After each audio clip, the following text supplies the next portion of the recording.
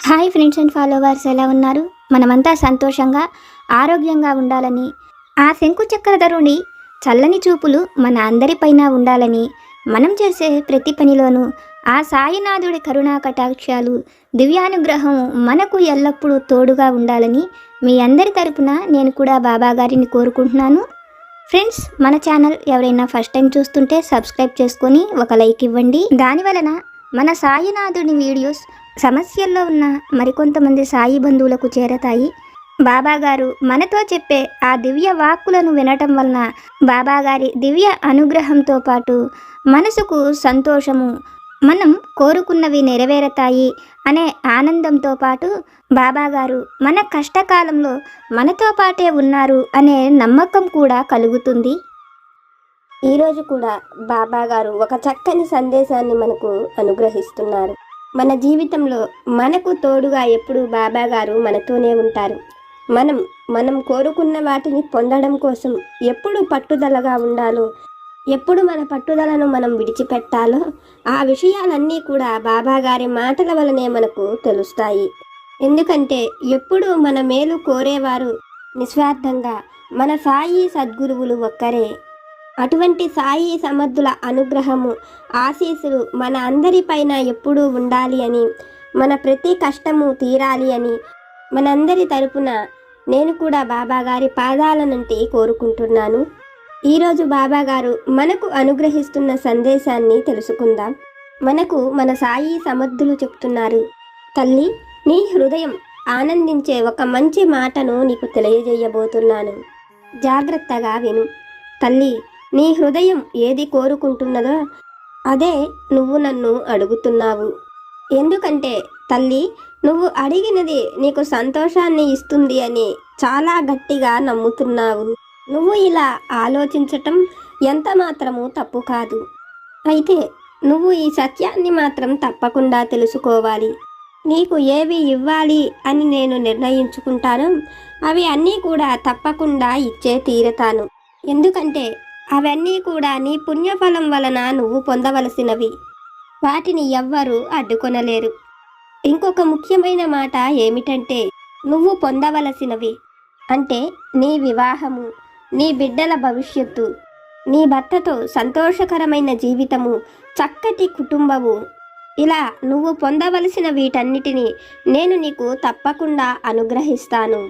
నువ్వు నా పైన ఎంతో నమ్మకంతో ఉన్నావు బిడ్డ. నీ నమ్మకాన్ని నేను వమ్ము చెయ్యను. అయితే నువ్వు గుర్తుపెట్టుకోవలసిన మరొక విషయం ఏమిటి అంటే, నువ్వు ఎంతగా ప్రాధేయపడినా నీకు నష్టం కలిగించేవి నేను ఎన్నడూ నీకు ఇవ్వలేను. ఎందుకంటే తల్లి, నా బిడ్డలపై నాకు ఉన్నటువంటి ప్రేమ అటువంటిది అని ఈరోజైతే బాబాగారు ఒక చక్కటి సందేశాన్ని మనకు అనుగ్రహించారు. మనము మన సాయి సమర్థుల దగ్గర ఎన్నో విషయాలను కోరుకుంటూ ఉంటాము. ముఖ్యంగా మన జీవితానికి సంబంధించి, ముఖ్యంగా వివాహ విషయము, బిడ్డల విషయము, అలాగే మన జీవితం సంతోషంగా ఉండడం కోసం ఒక మంచి ఉద్యోగము, ఇలా ఎన్నో విషయాల గురించి మన తండ్రి అయిన సాయి సమర్థులను మనం కోరుకుంటూ ఉంటాము. బాబా, నా కోరిక నెరవేర్చండి అని మనం దైవ స్వరూపులైన ఆ సాయి సమర్థులనే పదే పదే కోరుకుంటూ ఉంటాం. అలా మనం సాయి సమర్థుల దగ్గర అనుకున్న పనులు కొన్నిసార్లు వెంటనే జరుగుతాయి. కొన్ని పనులు మన విషయంలో ఆలస్యమైనప్పటికీ జరిగి తీరుతాయి. కొన్ని పనులు మాత్రం ఎప్పటికీ జరుగుతాయి అనే నమ్మకమే మనకు కలగదు. అలా బాబాగారే మనకు కల్పిస్తారు. ఎందుకంటే మనం కోరుకున్న ప్రతిదీ మనకు సంతోషాన్ని ఇస్తుందని, అందుకనే వాటిని మనం అడుగుతున్నాము అని పదే పదే మనం బాబాగారి దగ్గర చెప్పుకుంటూ ఉంటాం. కానీ అది మంచిదో కాదో మన సాయి సమర్థులకు తెలుసు. అందుకోసమే తల్లి, నువ్వు కోరుకున్నవి మంచివి కానప్పుడు వాటిని నేను నీకు అనుగ్రహించలేను అని మన సాయి సమర్థులు ఒక చక్కని సందేశాన్ని మనకు తెలియజేస్తున్నారు. బాబాగారు మనతో చెప్తున్న ఈ మాటలలోని పరమార్థాన్ని, సత్యాన్ని ఒక చక్కని కథ రూపంలో ఆ తండ్రి వాక్కుల ద్వారానే విని తెలుసుకుందాం. పూర్వం యశోధరపురాన్ని జయచంద్రుడు అనే మహారాజు పరిపాలిస్తూ ఉండేవాడు. జయచంద్రుడికి వివాహం జరిగిన చాలా కాలానికి సంతానం కలుగుతుంది. లేక లేక కలిగిన సంతానం అవ్వడంతో జయచంద్రుడు తన బిడ్డను ఎంతో గారాబంగా పెంచుతాడు. అతనికి విక్రముడు అని పేరు పెడతాడు. ఆ రాజభవంతిలో విక్రముడు ఆడినది ఆటగా పాడినది పాటగా పెరుగుతాడు. విక్రముడు అంత గారాబంగా పెరిగినప్పటికీ అన్ని రకాల విద్యలను నేర్చుకుంటాడు. విక్రముడు ప్రతి విషయాలను అలా తేలికగా సునాయాసంగా తెలుసుకుంటున్నాడని, అతడికి రాజపట్టాభిషేకం చేస్తే తను ఇంకా ప్రశాంతంగా ఉండవచ్చని, తనకు ఇప్పుడు 70 ఏళ్ల వయస్సు ఉన్నదని జయచంద్రుడు ఆలోచిస్తూ ఉంటాడు. అయితే విక్రముడు మాత్రం తనకు 20 ఏళ్ళు కూడా లేవని, ఇంకొంతకాలం ప్రశాంతంగా జీవితాన్ని సాగించిన తరువాత అప్పుడు అతను రాజపట్టాభిషేకం చేసుకోవాలని, అలా కాకుండా ముందే తను రాజైతే రాజ్యభారమంతా కూడా తనపైనే పడుతుందని, తను తన స్వేచ్ఛను స్వతంత్రాన్ని కోల్పోవలసి వస్తుందని ఆలోచించిన విక్రముడు తండ్రితో తను ఇప్పుడే రాజ్యపట్టాభిషేకం చేసుకోలేనని, తండ్రినే కొన్నాళ్ళు పరిపాలించమని జయచంద్రుడితో చెప్తాడు. జయచంద్రుడు మాత్రం తను ఇప్పటికే చాలా పెద్ద వయసు వాడినని, ఎన్నాళ్ళు బ్రతుకుతానో కూడా తనకే తెలియదని, అందుకని తను ఉండగానే విక్రముడు రాజవ్వటం చూడాలని, అది తన కళ్ళతో తాను చూసి సంతోషిస్తానని జయచంద్రుడు విక్రముడితో చెప్తాడు. అయితే జయచంద్రుడికి జాతకాలన్నా పండితులన్నా కూడా ఎంతో గొప్ప నమ్మకము. వాళ్ళు చెప్పే ప్రతి మాటను కూడా అతను తప్పక నమ్ముతాడు. ఇది ఆలోచించిన విక్రముడు తన తండ్రి వయస్సు 100 సంవత్సరాలు ఉందని జాతకంలో చెప్పిస్తే ఇంకా అతనే రాజుగా ఉంటాడని, ఇతను కొన్నాళ్ళు ప్రశాంతంగా ఉండవచ్చని ఆలోచించి తన రాజ ఆస్థానంలోని కొంతమంది పండితుల చేత తన తండ్రి అయిన జయచంద్రుడికి నిండు 100 ఏళ్ల ఆయుష్ ఉందని చెప్పమని, అలా చెప్పటం వలన వాళ్లకు ఎన్నో విలువైన బహుమతులను ఇస్తానని, లేని పక్షంలో అతను రాజైన తరువాత వాళ్లను తప్పకుండా కఠినంగా శిక్షిస్తానని చెప్తాడు. విక్రముడి మాటలు విన్న రాజపురోహితులు కూడా మహారాజుకు విక్రముడు ఏ విధంగా చెప్పాడో ఆ విధంగానే చెప్తారు. దాంతో జయచంద్రుడు కూడా కొద్ది రోజులు విక్రముణ్ణి ప్రశాంతంగా ఉండనిద్దామని, తరువాత అతనికి నిదానంగా పట్టాభిషేకం చెయ్యవచ్చని ఆలోచించి రాజ్యభారమంతా కూడా జయచంద్రుడే చూసుకుంటూ విక్రముణ్ణి అతను కోరుకున్నట్లే సంతోషంగా ఉండమని విడిచిపెడతాడు. అయితే విక్రముడు తండ్రి తనను సంతోషంగా విడిచిపెట్టాడని తెలుసుకొని తాను వేటకు వెళ్ళాలనుకుంటున్నానని, పశ్చిమ కొండల వైపు తాను వేటకు వెళ్ళి వస్తానని తండ్రితో చెప్పి కొంతమంది సైనికులను తన వెంట పెట్టుకొని పశ్చిమ కొండల వైపుకు వేటకు వెళ్ళిపోతాడు. అయితే రాజపురోహితుల విషయంలో జరిగిన ఏ విషయాలు కూడా తెలియని జయచంద్రుడు ఎంతో సంతోషంగా ఉంటూ ఉంటాడు. ఒకరోజు జయచంద్రుడి స్నేహితుడైన సైన్యాధిపతి కొన్ని విషయాలను తెలుసుకొని ఆ విషయాలను వచ్చి జయచంద్రుడితో చెప్తూ విక్రముడు రాజపురోహితుల విషయంలో నడుచుకున్న తీరిని చెప్తాడు. ఆ మాటలు వింటూనే జయచంద్రుడు ఆశ్చర్యపోతాడు. అతని విషయంలో రాజపురోహితులు చెప్పినది అబద్ధమని తెలిసిన జయచంద్రుడు ఎంతో బాధపడతాడు. ఇప్పుడు రాజపురోహితులు చెప్పిన ఆ జాతకం తప్పని, తన కొడుక్కు ఎలా పట్టాభిషేకం చెయ్యాలో, అసలు వాళ్ళు చెప్పినది నిజమో అబద్ధమో కూడా తను నమ్మలేకపోతున్నానని జయచంద్రుడు బాధపడుతూ ఉంటాడు. ఆ విషయాలు విన్న సైన్యాధిపతి తన స్నేహితుడైన జయచంద్రుడితో, నువ్వు ఈ విషయమై బాధపడవలసిన అవసరం లేదు. మా సొంత గ్రామమైన గంగాపురంలో రామలింగయ్య అనే ఒక గొప్ప జ్యోతిష్కుడు ఉన్నాడు. అతని ఎవరి దగ్గర కూడా ధన సహాయాన్ని ఆశించడు. అంతేకాకుండా ఉన్నది ఉన్నట్లుగా నిజమే చెప్తాడని, అతను ఎవరికి భయపడేవాడు కాదని, నిజాన్ని దాచిపెట్టడని, ఆ చుట్టుపక్కల గ్రామాలలో మనం విచారించుకున్నా కూడా రామలింగయ్య గురించి ఇటువంటి విషయాలే తెలుస్తాయని మహారాజు జయచంద్రుడికి అతని స్నేహితుడు చెప్తాడు. సైన్యాధిపతి చెప్పిన మాటలు విన్న జయచంద్రుడు మారు వేషాలలో ఇద్దరు కూడా ఆ గ్రామానికి వెళతారు. ఆ చుట్టుపక్కల ఉండే గ్రామాలలోనూ ఆ గ్రామంలోనూ రామలింగయ్య గురించి తెలుసుకుని, ఇప్పుడు ఈ పరిస్థితుల్లో అయితే రామలింగయ్య తనకు నిజాన్ని చెప్పగలడని, తన కొడుకు విషయంలో తన విషయంలో జరిగే విషయాలను తెలుసుకోవాలనుకున్న మహారాజు రామలింగయ్యను తన అంతఃపురానికి పిలుస్తాడు. జరిగిన అన్ని విషయాలను రామలింగయ్యతో చెప్తాడు. రామలింగయ్య మహారాజు కొడుకు విక్రముడి జాతకాన్ని తనకు ఇప్పించమని అడిగి, విక్రముడి జాతకం చూసి ఈరోజు అర్ధరాత్రి ఒక కోయపిల్లతో అతనికి వివాహం జరగనున్నదని ఆ విషయాలను మహారాజుతో చెప్తాడు. జయచంద్రుడు ఆ మాటలు వింటూనే అతనికి ఎంతో గొప్పగా ఒక గొప్ప రాకుమార్తెను ఇచ్చి వివాహం చెయ్యాలనుకుంటున్నానని, అటువంటి తను ఒక కోయ పిల్లను వివాహం చేసుకోవడం ఏమిటి, అలా తను పెళ్లి చేసుకోవడానికి కారణం ఏమిటో తను వెళ్ళి తన కొడుకును ఆ కోయ పిల్లతో వివాహం కాకుండా ఆపాలనుకున్న జయచంద్రుడు ఆ క్షణమే బయలుదేరి చాలా దూరం ప్రయాణం చేసి పడమట కొండలకు చేరుకుంటాడు. అప్పటికే రాత్రి సమయం అవ్వడంతో పాటు ఈదురు గాలులతో కూడిన వాన కూడా వస్తూ ఉంటుంది. జయచంద్రుడు చాలా దూరం ప్రయాణిస్తాడు. కొంతసేపటికి అతను దారి తప్పానని తెలుసుకుని మళ్ళీ తను వెళ్ళవలసిన దారి వైపుకి మరలి వెళతాడు.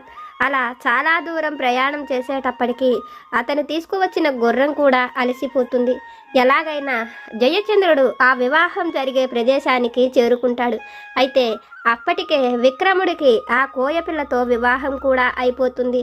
వాళ్ళ ఇంటి ఆచారం ప్రకారం వివాహమైన స్త్రీని వాళ్ళు తప్పకుండా మహారాణిగా అంగీకరించవలసి ఉండడంతో జయచంద్రుడు చేసేదేమీ లేక విక్రముడితో పాటు ఆ కోయపిల్లను కూడా అంతఃపురానికి తీసుకువెళతారు. అయితే ఇదంతా చూసిన విక్రముడు ఆశ్చర్యపోతాడు. తన తండ్రికి తను వేటకు వెళుతున్నానని చెప్పి వచ్చి తనకు నచ్చిన అమ్మాయిని వివాహమాడాడు. తాను ఈ కోయపిల్లను వివాహమాడాలనుకున్న విషయం అంతఃపురంలో కానీ తనతో వచ్చే సైనికులకు కానీ ఎవ్వరికీ తెలియదు. అటువంటిది తన తండ్రికి తెలియడమేమిటి, అతను ఆ అర్ధరాత్రి సమయంలో ఇక్కడికి రావడమేమిటా అని ఆశ్చర్యపోయిన విక్రముడు ఆ విషయాలను తండ్రిని అడుగుతాడు. విక్రముడి మాటలు విన్న జయచంద్రుడు అతని జాతకంలో ఈరోజు రాత్రికి వివాహం జరగబోతున్నది అన్న విషయాలను రామలింగయ్య చెప్పాడని, అందువలనే అతను ఆ అడవికి రాగలిగానని ఆ విషయాలను చెప్తూ రామలింగయ్య చెప్పిన దాని మీదనే ఈ పట్టాభిషేకం చెయ్యాలో లేదో నిర్ణయించుకుంటానని, రామలింగయ్య తనకు ఇంకా కొంతకాలం సమయం ఉన్నది అని తెలియజేస్తే కనుక అతనికి ఇప్పుడే పట్టాభిషేకం చెయ్యనని, లేని పక్షంలో అతనికి తప్పక పట్టాభిషేకం చేస్తానని విక్రముడికి అన్ని విషయాలను చెప్తాడు. విక్రముడు ఆ మాటలు వింటూనే వచ్చిన వ్యక్తి సామాన్యుడు కాదని, ఎక్కడో అడవిలో జరిగే వివాహాన్ని కూడా ఏ సమయంలో జరుగుతున్నదో ఎవరితో జరుగుతున్నదో కూడా అన్ని విషయాలను చెప్పగలిగాడంటే అతను నిజంగానే గొప్ప పురోహితుడని, కాబట్టి తన తండ్రి అతను ఏది చెప్తే అది తప్పకుండా చేస్తాడు కనుక అతను వెళ్ళి రామలింగయ్యతో ఎలాగైనా మాట్లాడాలని, తను అప్పుడే పట్టాభిషేకం చేసుకోకూడదనుకుంటున్న విక్రముడు ఆ విషయాలను వెళ్ళి రామలింగయ్యతో చెప్తాడు. అతనికి కోరినంత ధనాన్ని ఇస్తానని, అలా కాని పక్షంలో అతను మహారాజు అయిన తరువాత రామలింగయ్య కఠినమైన శిక్షను పొందవలసి ఉంటుందని రామలింగయ్యకు గట్టిగా చెప్పి వస్తాడు. రామలింగయ్య మాత్రం విక్రముడు చెప్పిన ఏ మాటలను కూడా పట్టించుకోడు. వాళ్ళ ఇద్దరి జాతకాన్ని పరిశీలించి రామలింగయ్య విక్రముడికి తప్పకుండా పట్టాభిషేకం చెయ్యాలని, జయచంద్రుడు ఎక్కువ కాలం బ్రతకడని, అతని ఆయుర్దాయం 6 నెలల కంటే లేదని చెప్తాడు. ఆ మాటలు వింటూనే జయచంద్రుడు ఎంతగానో బాధపడతాడు.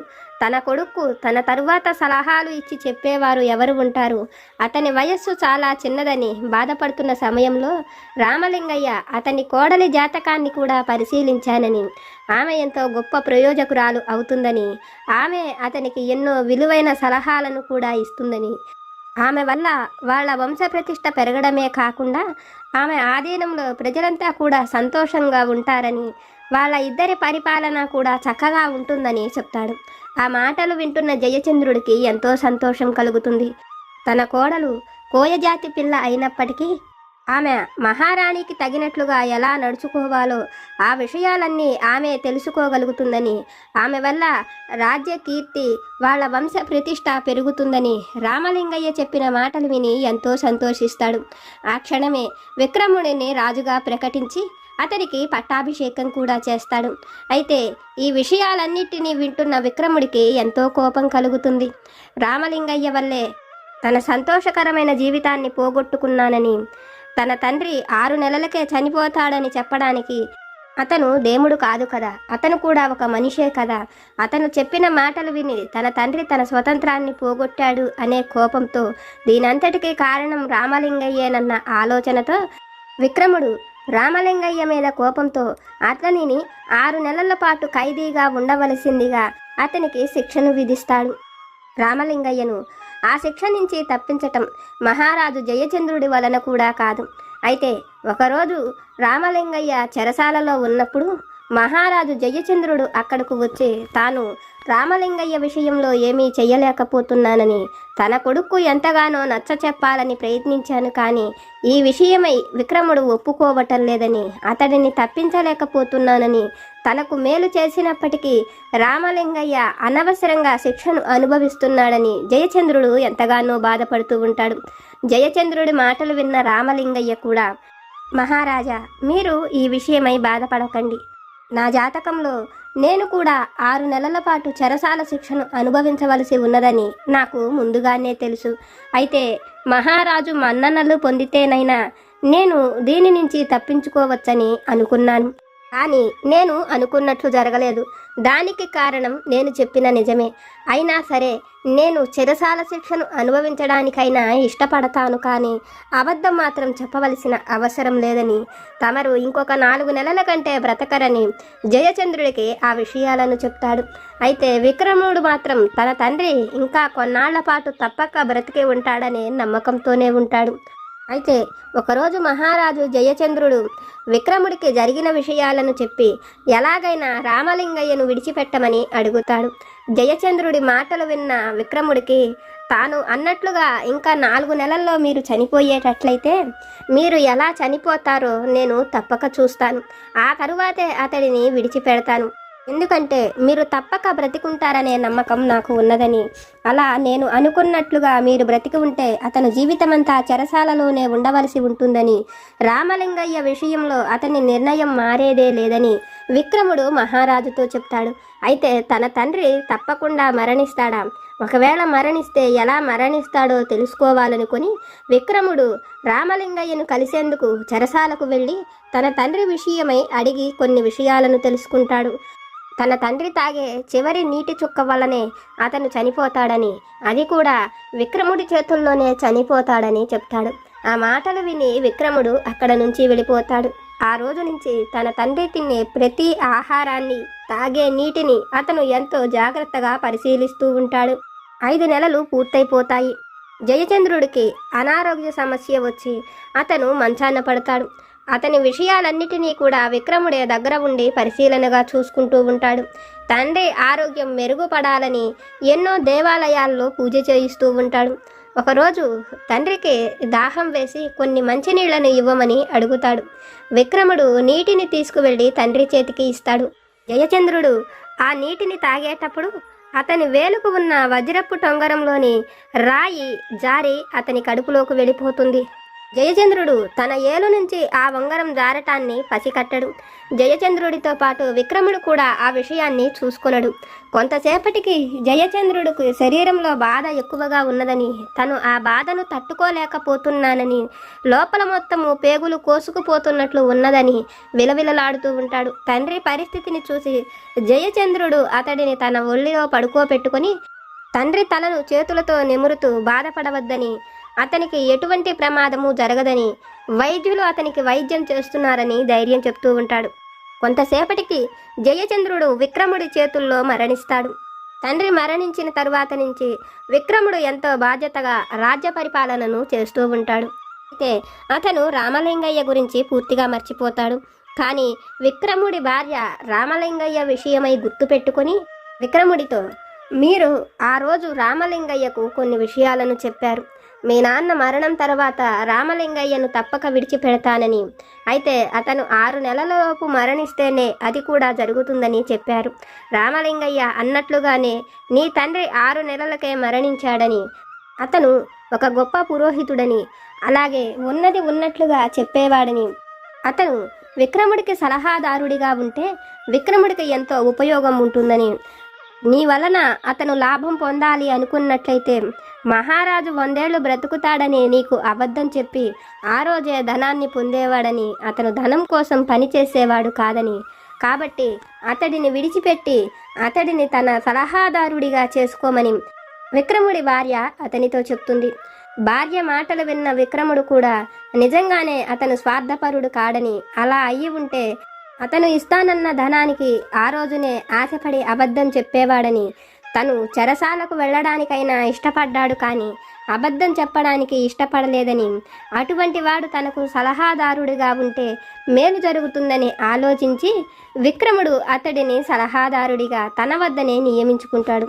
అయితే ఇదంతా చూస్తున్న రామలింగయ్యకు తనకు మొదటలో ఆ చెరసాల బాధ తప్పాలని తను కోరుకొని మహారాజుకు సహాయంగా ఉంటే తనకు ఆ చెరసాల బాధ తప్పుతుందని తను ఉన్నది ఉన్నట్లుగా జయచంద్రుడికి చెప్పానని, కానీ తన రాతలో ఉన్నదాన్ని తను తప్పించుకోలేకపోయానని, అంత మాత్రానికే దైవం తనకు సహాయం చెయ్యనట్లు కాదని, తను అనుకున్నది తప్పించుకోవాలని కోరుకోవటం తప్పు కాదు, కానీ అది మన విషయంలో జరగలేదనో లేకపోతే మనం దాన్ని ఎలా అయినా పొందాలి అనో మనం తప్పుగా ఆలోచించకూడదని, తనకు చెరసాల శిక్ష తప్పిపోవాలని తను కోరుకున్నా అది జరగకపోయినప్పటికీ తను రాజు దగ్గర సలహాదారుడిగా ఉండాలని తను కోరుకోలేదని, తను కోరుకోకపోయినా తన జీవితంలో దేవుడు అంత గొప్ప అదృష్టాన్ని కలిగించాడని, మనం కోరుకున్నది మన జీవితంలో జరగలేదని బాధపడకూడదని, మనం కోరుకున్న దానికంటే కూడా విలువైన వాటిని,